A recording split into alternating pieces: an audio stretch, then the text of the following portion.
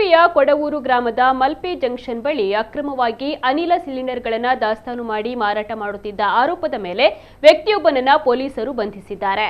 ಬಂಧಿತ ಆರೋಪಿಯನ್ನ ಕೊಡವೂರು ಗ್ರಾಮದ ನಿವಾಸಿ 43 ವರ್ಷದ ಸನತ್ ಆರ್ ಕಾಮತ್ ಎಂದು ಗುರುತಿಸಲಾಗಿದೆ. ಇವರು ಪರವಾನಗಿ ಇಲ್ಲದೆ ವಾಣಿಜ್ಯ ಅನಿಲ ಸಿಲಿಂಡರ್ಗಳನ್ನು ಅಕ್ರಮವಾಗಿ ಮಾರಾಟ ಮಾಡುತ್ತಿರುವ ಬಗ್ಗೆ ಖಚಿತವಾದ ಮಾಹಿತಿ ಲಭಿಸಿದ ಹಿನ್ನೆಲೆ ಆಹಾರ ಇಲಾಖೆ ಹಾಗೂ ಮಲ್ಪೆ ಪೊಲೀಸರು ಜಂಟಿಯಾಗಿ ದಾಳಿಯನ್ನು ನಡೆಸಿದರು. ಮಲ್ಪೆ ಜಂಕ್ಷನ್ ಸಮೀಪದ ಇವರ ಮನೆ ಆವರಣದಲ್ಲಿ ನಡೆಸಿದ ಪರಿಶೀಲನೆಯ ವೇಳೆ 19 ಕೆಜಿ ಸಾಮರ್ಥ್ಯದ 12 ವಾಣಿಜ್ಯ ಸಿಲಿಂಡರ್ಗಳು ಹಾಗೂ 5 ಕೆಜಿ ಸಾಮರ್ಥ್ಯದ 9 ವಾಣಿಜ್ಯ ಸಿಲಿಂಡರ್ಗಳು ಪತ್ತೆಯಾಗಿವೆ. ಸಿಲಿಂಡರ್ಗಳನ್ನು ಮೀನುಗಾರಿಕಾ ಉದ್ದೇಶಕ್ಕಾಗಿ ಬಳಸುವವರಿಗೆ ಮಾರಾಟವನ್ನ ಮಾಡಲು ದಾಸ್ತಾನು ಇರಿಸಿರುವುದಾಗಿ ಆರೋಪಿ ಒಪ್ಪಿಕೊಂಡಿದ್ದಾನೆ. ಯಾವುದೇ ಪರವಾನಗಿ ಅಥವಾ ದಾಖಲೆಗಳನ್ನು ಹೊಂದಿರದ ಹಿನ್ನೆಲೆಯಲ್ಲಿ ಆಹಾರ ಇಲಾಖೆ ಅಧಿಕಾರಿಗಳು ಸಿಲಿಂಡರ್ಗಳನ್ನು ವಶಕ್ಕೆ ಪಡೆದಿದ್ದಾರೆ.